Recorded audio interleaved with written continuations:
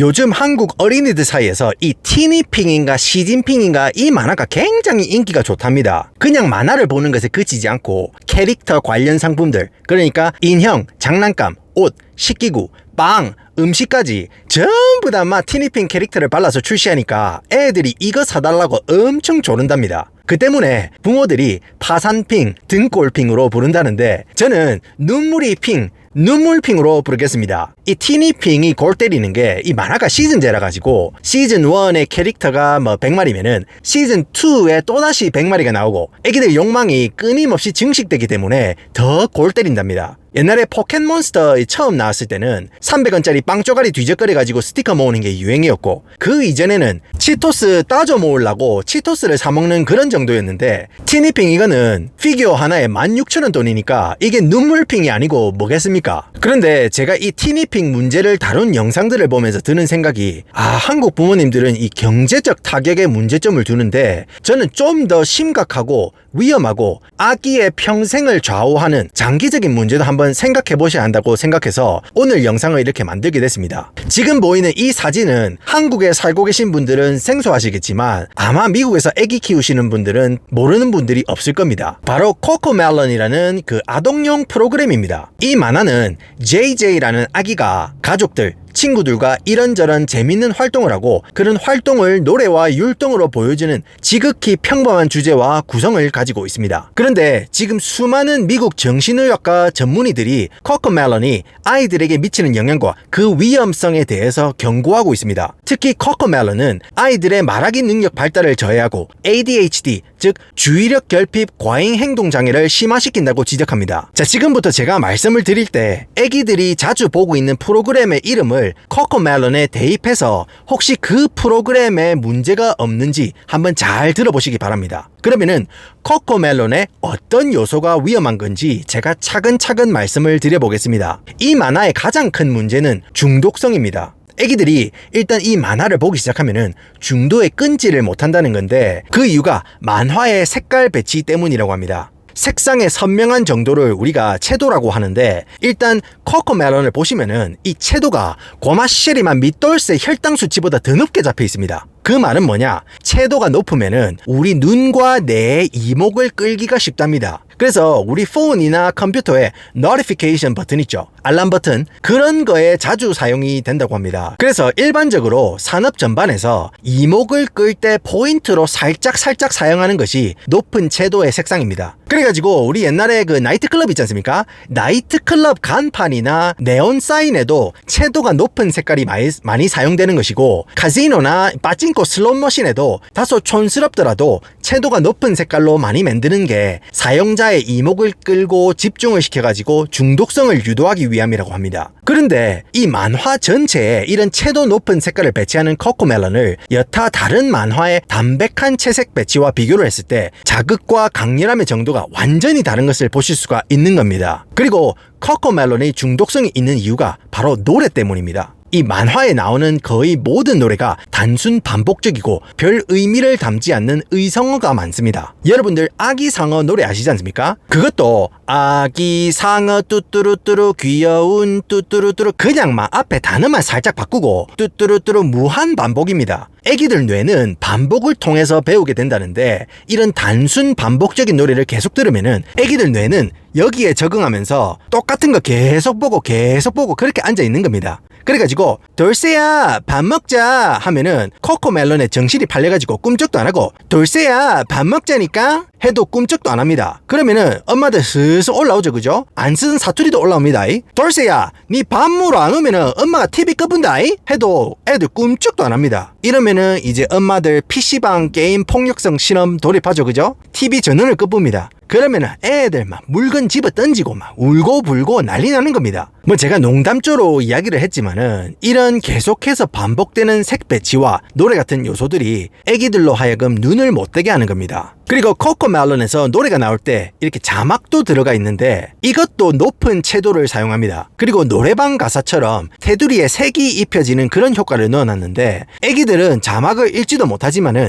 그 시각적인 중독성은 그대로 흡수하게 되는 겁니다. 저도 제 첫아이가 2살쯤 됐을 때 이 프로그램을 보여주기 시작했습니다. 처음에는 주인공 아기가 엄마 아빠나 친구들을 도와주고 이런저런 재밌는 활동을 하는 그런 담고 있는 메시지가 좋구나 해가지고 제 아들한테 보여주다가 근데 이거 보면 볼수록 좀 이상한 겁니다. 예를 들어가지고 하루 일과 중에 애기들이 꼭 해야 하는 것들 있지 않습니까? 밥 먹는 거, 뭐 양치하는 거, 뭐 일찍 잠자리에 드는 거 그런 것들 있지 않습니까? 그런데 무슨 코코멜론 이거는 애들이 뭐 부모가 뭘 시키면은 초장에 예스 하는 거 없고 노부터 하다가 결국 예스 하는 그런 구성으로 되어 있습니다. 이게 운율을 맞추려고 그러는 거는 알겠습니다. 근데 이게 비교적 사고가 단순한 어린애들은 부모가 시키면은 일단 묻고 더블로 가 이렇게 하면 되는데 노부터 말하게 그렇게 습관이 되는 겁니다. 그러니까 애들한테 불필요한 버릇을 심어주기 때문에 조금 마음에 안 들었습니다. 그리고 이 코코멜론이 히트를 치면서 넷플릭스에도 진출을 했는데 이건 막 여러가지 애들은 몰라도 될 만한 그런 알록달록한 내용도 양념을 너무 많이 쳐가지고 다른 그 트래쉬 트럭이라든지 블루이라든지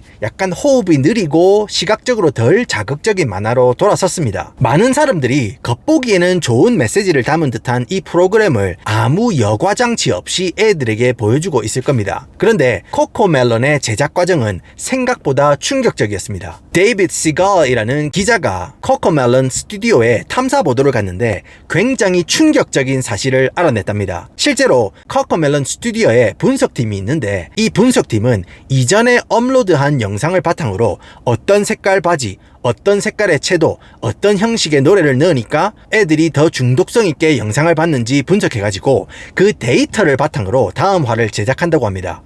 그러니까 이 양반들은 애기들 발달과 교육을 돕기 위한 게 1차 목적이 아니고 어떻게 하면은 애기들을 만화에 더 중독시켜가지고 뽑아 모을까 그거에 포커스가 맞춰져 있다고 이 탐사 보도를 낸 적이 있습니다. 코코멜론이 하는 장난질은 그게 끝이 아닙니다. 짧게 바뀌는 프레임도 큰 문제입니다. 여러분들 유튜브 쇼츠나 틱톡, 인스타그램 릴즈 같은 그런 숏폼 영상을 앉은 자리에서 시간이 가는 줄 모르고 보는 경험을 해보신 적이 있을 겁니다. 이게 숏폼 영상 같은 경우에는 제한된 시간, 그러니까 뭐 1분 내외에 아주 촉박한 시간에 많은 정보를 담아야 하고 아주 촉박한 시간에 시청자의 이목을 끌어야 하기 때문에 아주 빠르게 장면이 바뀝니다.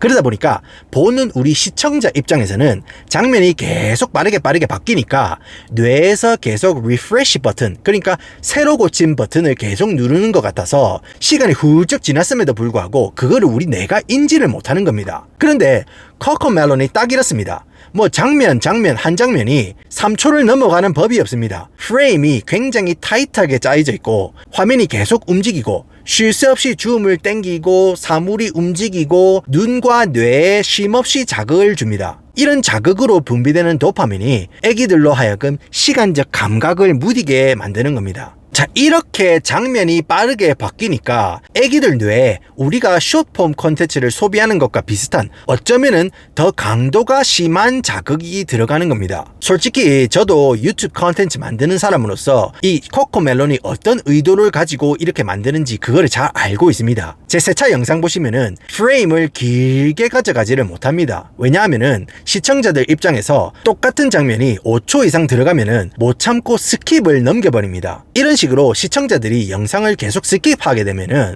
유튜브가 판단하기에 이 유튜버의 영상은 사람들이 진득하게 처음부터 끝까지 못 보는 그런 흡입력 없는 컨텐츠다 판단해서 알고리즘에 안 태워줍니다. 그러면은 진짜 개고생해서 만든 영상 조회수가 박살이 나니까 컨텐츠를 만드는 입장에서는 계속해서 시청자들의 이목을 집중시키기 위해서 프레임을 짧게 가져갈 수밖에 없는 겁니다. 그래도 제가 영상을 이렇게 만들 때 어떻게든 시청자분들에게 유익한 영상이 되었으면 해서 프레임도 조금 길게 가져가고 이런저런 재밌는 이야기와 정보도 넣고 그렇게 합니다. 그런 영상 제작자가 가지는 고초들도 있긴 합니다. 그런데 저는 영상 제작자의 입장 그리고 아이를 사랑하는 부모의 입장 둘 다를 가지고 코코멜론의 이런 행사머리를 보고 있는 거니까 그 의도가 훤히 눈에 보이는 겁니다. 그래서 제가 여러분에게 아이들이 보는 프로그램을 유심히 들여다보시라는 겁니다. 미국에서 한동안 부모들 틱톡 챌린지가 유행이었습니다. 이게 어떤 챌린지였냐면은 아기가 떼를 쓰고 울 때 코코멜론 그 인트로 사운드 있거든요. 코코멜론 따란따란단단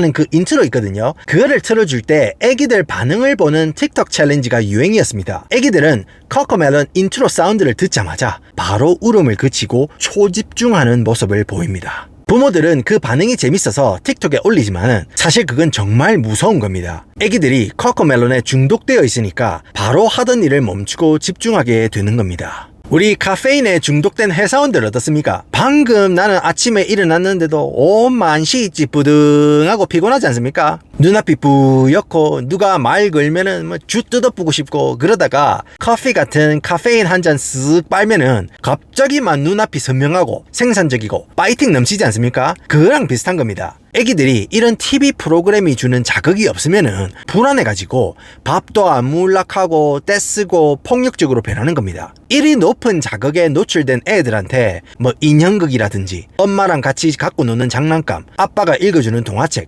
이런 게 눈에 들어오겠습니까? 그러니까 부모와의 교감이 단절되고 부모가 시키면은 그냥 막 무조건 떼쓰고 들이눕는 겁니다. TV 보여달라고. 그뿐만 아니고 코코멜론 같이 긴 대화가 없고 맥락 없는 대화로 채워지는 그런 유아 프로그램들을 애기들이 계속 보면은 언어 능력 발달이 늦어진다고 합니다. 그리고 집중력 장애를 일으킬 수 있다고 합니다. 끝으로 이건 제 개인적인 생각인데 애기들이 이제 TV를 보는 거는 상호 교감 없이 일방적으로 TV가 쏘아주는 정보를 받는 형식이지 않습니까? 그런데 애기가 밖에 나가가지고 바람도 느끼고 흙도 만지고 미끄럼틀도 타고 이러면은 애기가 뇌를 비롯한 온몸의 신경을 이용해가지고 이것도 만져보고 저것도 만져보고 이것도 해보고 싶고 저것도 해보고 싶고 이런 식으로 애기가 스스로 행동을 결정하고 그에 따른 감각이나 느낌이 돌아오니까 상호작용 아니겠습니까? 그래가지고 장기적으로 봤을 때 일방적으로 TV가 떠먹여주는 정보에 장시간 노출되었던 아이들은 스스로 무언가를 사고하고 결정하는 능력이 다소 부족해지지 않을까 그런 걱정도 듭니다.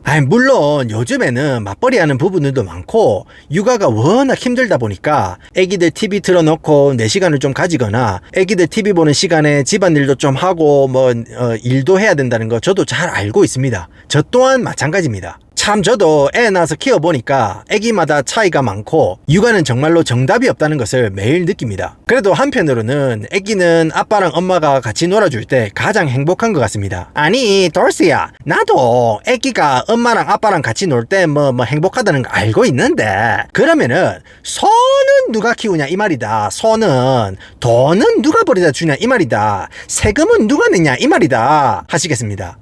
저도 뼈저리게 그 점 느끼고 있습니다. 저 같은 경우에는 아들이 지병이 심각해가지고 가공식품을 못 먹습니다. 시중에서 판매되는 대량 생산식품은 거의 못 먹는다 보면 됩니다. 그래서 집에서 일일이 하나하나 손수 만들어줘야 되는데 이거를 저 혼자 이제 빨리빨리 이제 만들면은 일이야 빨리 끝나겠죠. 근데 이제 애기가 밀가루를 못 먹으니까 애기랑 같이 이제 쌀가루로 만든 만두도 같이 빚어 만들고 같이 집 청소도 하고 잔디도 같이 깎고 이 집구석에 있는 모든 잡일을 그게 우리한테는 노동이지만은 애기들한테는 이제 놀이가 될 수 있다 생각하니까 그나마 이런 거 애기랑 같이 하면서 애기들 만화 영화 보고 앉아있는 시간을 여기저기서 야금야금 줄여보고는 있습니다. 당연히 애기들이니까 조잘조잘거리고 더디고 느려가지고 제 수명도 줄고 있지만 그래도 애비된 입장에서 나름대로 옳다고 생각하는 거는 열심히 해보고 있습니다. 예. 이쯤 돼서 다시 티니핑 이야기로 돌아와서 저는 티니핑이라는 프로그램을 안 봐서 잘 모르겠습니다. 그게 어떠한 이야기나 메시지를 담고 있는지 잘 모릅니다. 그리고 티니핑 제작진이 그걸 어떤 의도로 만들고 있는지도 모릅니다. 그래서